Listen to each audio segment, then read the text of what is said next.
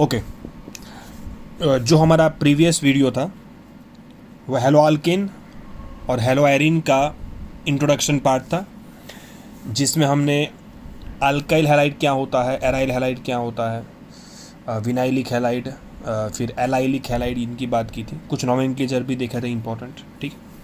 और प्रैक्टिस आपको करनी है। हम अभी फॉर्मली आगे बढ़ रहे हैं। आगे जो है वो है preparations of alkyl and aryl halide. इसको मैं काउंट के साथ याद करवाऊंगा। ये 13 प्रिपरेशंस है। जब भी ये चैप्टर जब तक चलता रहेगा, मैं हर लेक्चर में, हर वीडियो में वो 13 प्रिपरेशंस की बात करता रहूँगा ताकि हमें याद हो जाए, ठीक है। We should remember all 13 preparations, ठीक है। सबसे पहले हेडिंग याद करना है, देन आफ्टर उसके डिटेल्स। चलो, सबसे पहली प्रिपरेशन, अच्छा कुछ रिपीट भी होगा, जैसे कि आपने हाइड्रोकार्बन चैप्टर जो है वो पढ़ा है। सो वो चैप्टर का पार्ट जो है यहाँ पर आपको थोड़ा बहुत रिपीट होता हुआ नज़र आएगा, ठीक। Okay, let us begin. पहली प्रिपरेशन फ्रॉम अल्केन्स, और मैकेनिज़्म के अंदर भी ये था। अल्केन का हैलोजिनेशन लिखा है मैंने, अल्केन का हैलोजिनेशन, और मैकेनिज़्म आपको याद आ जानी चाहिए। अल्केन का हैलोजिनेशन लाइट की प्रेजेंस में होता है, मतलब ये हो गया फ्री रेडिकल सब्स्टिट्यूशन, ठीक है। मैकेनिज़्म पूरी इनिशिएशन, प्रोपोगेशन, टर्मिनेशन हमने डिटेल में डिस्कस किया है। ये लाइट है।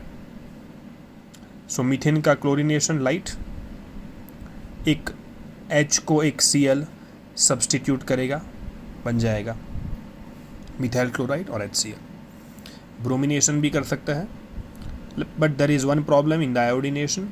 आयोडिनेशन जो है वो रिवर्सिबल है, और रिवर्सिबल का रीज़न वहाँ पर डिटेल में देखा था कि HI जो है ये कैसा है, रिड्यूसिंग एजेंट।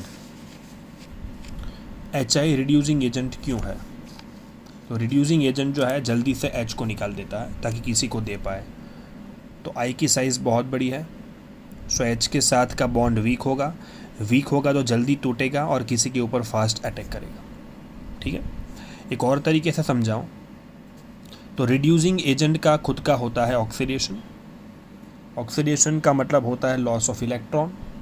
इलेक्ट्रॉन जल्दी लूज वो करेगा जिसकी साइज बड़ी होगी। And I am telling you one thing, iodide is the largest anion in the periodic table. So इससे अच्छा ऑक्सीडेशन किसी का नहीं होने वाला है। दैट मीन्स इससे अच्छा रिड्यूसिंग एजेंट तो और कोई हो ही नहीं सकता है। तो ये प्रॉब्लम को सॉल्व कैसे किया जाए, तो मैकेनिज़्म के अंदर मैंने लिखवाया था, और जो लोग ने वो वीडियो नहीं देखा है वो यहाँ पर शॉर्ट में लिख दें कि प्रॉब्लम सॉल्व करने के लिए इसके ऊपर अटैक नहीं होना चाहिए, तो ऑक्सीडाइजिंग एजेंट डाला जाता है जो कि ये रिड्यूसिंग एजेंट को यहाँ से बाहर निकाल दे, क्योंकि ये उसके साथ रिएक्शन करता है, ठीक है। सो पूछते हैं कि why oxidizing agents are added while doing iodination.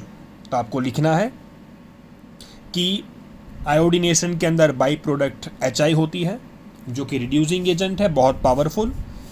तो अगर ऑक्सीडाइजिंग एजेंट जैसे कि HNO3 जैसा कुछ डालेंगे तो HI को कंज्यूम कर लेंगे, और ये कंज्यूम हो जाएगा तो according to Le Chatelier reaction will automatically shift to forward direction, ठीक है।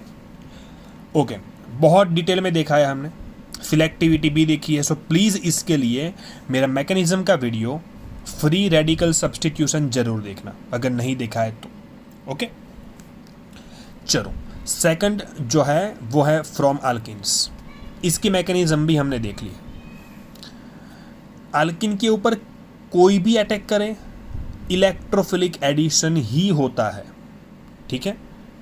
सो अल्किन HCl, अटैक कौन करेगा, H+, ठीक। ये अटैक किया और बॉन्ड को तोड़ेगा। सिमेट्रिक है तो कोई टेंशन नहीं है, कोई एक जगह पे H ले लो, कोई एक जगह पे Cl ले लो, क्लोरोइथेन। एसिमेट्रिक है तो H+ अटैक करेगा, तो प्लस चार्ज कहाँ रहना चाहिए, तो इसको यहाँ ले लेता हूँ, तो ये माइनस जहाँ पर H आ जाएगा और यहाँ प्लस आ जाएगा, जो कि सेकेंडरी कार्बोकेटायन। आई होप आप सबको मार्कोनिकॉफ याद होगा, बहुत important. So please do remember, do revise electrophilic addition, Markovnikov rule, ठीक है। So more negative part goes to the carbon having less number of hydrogen atoms according to Markovnikov, ठीक है। मान लो कि अगर एसिमेट्रिक एल्कीन के साथ पेरोक्साइड है, तो आपको मैकेनिज्म मैंने पढ़ाई है, ये है फ्री रेडिकल एडिशन, ठीक है। 3 स्टेप में प्रोसीड होती है, initiation, propagation, termination. Radical fusion होगा बिकॉज पेरोक्साइड और लाइट होता है।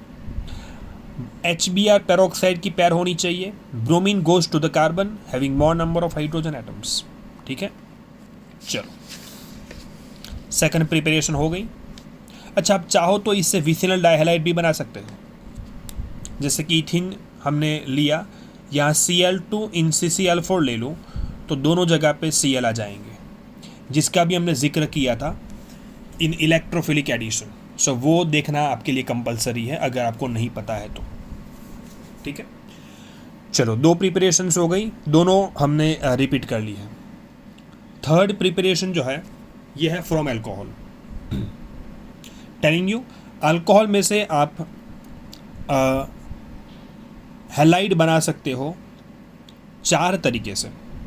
4 ways to prepare halide from alcohol. सबसे पहला ये जो तरीका है ये बाय यूजिंग HCl और ZnCl2। HCl ZnCl2 ये रिएजेंट को लुकास रिएजेंट भी बोला जाता है, जिसकी डिटेल बात करेंगे हम अल्कोहल चैप्टर में, अभी नहीं। इसको लुकास रिएजेंट बोला जाता है। अल्कोहल का HCl के साथ रिएक्शन एक प्रॉब्लम के साथ होता है, ये R जो है OH को निकालेगा नहीं, क्योंकि OH में O की साइज़ बहुत छोटी, तो ये पुअर लिविंग ग्रुप है।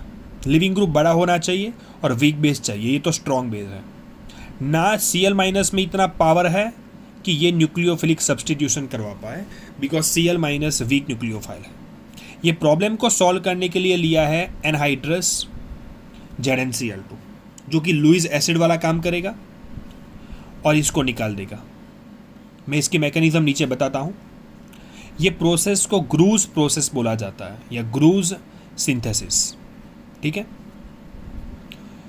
अब मैकेनिज्म देखो, OH is a poor leaving group, जल्दी से जाएगा नहीं, तो किसी से भी सब्सटीट्यूट करना इसको मुश्किल है। तो ZnCl2 में जिंक, क्योंकि एनहाइड्रस है तो इसके पास वैकेंट ऑर्बिटल्स होती है और O के पास लोन पेयर है, तो लुईस एसिड और लुईस बेस एट्रैक्शन तो बनता है एट्रैक्शन होगा।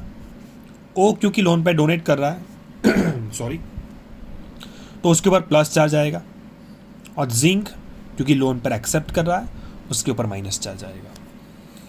तो ZnCl2 में जिंक माइनस चार्ज एक्वायर करेगा। O के ऊपर प्लस चार्ज आते ही वो सिग्मा बॉन्ड को तोड़ के निकल लेगा ये तोड़ के निकलेगा, उसके बाद ZnCl2 बाहर निकल जाएगा। ये OH जो है वो ये पैर भी ले लेगा, तो माइनस चार्ज आएगा, तो H+ और OH मतलब पानी निकल गया, ZnCl2 निकल गया। सिग्मा बॉन्ड यहाँ से गया तो यहाँ प्लस चार्ज आया, तो ये Cl- यहाँ से यहाँ जाएगा, ये यहाँ से गया, ठीक है, तो न्यूट्रल हो गया। यहाँ से भी तोड़ेगा तो माइनस आएगा, तो OH- H+ वाटर, ये पैर ले ली तो नेगेटिव चार्ज गया, ZnCl2 प्लस आया, Cl- और बन गई आपकी प्रोडक्ट इथाइल क्लोराइड, ठीक है। अब मैंने एक नोट लिखी है, जो चीज़ मैंने ऊपर बता ही दी है, लेकिन आप एक बार पढ़ लो तो बेटर है। OH is poor leaving group, so use of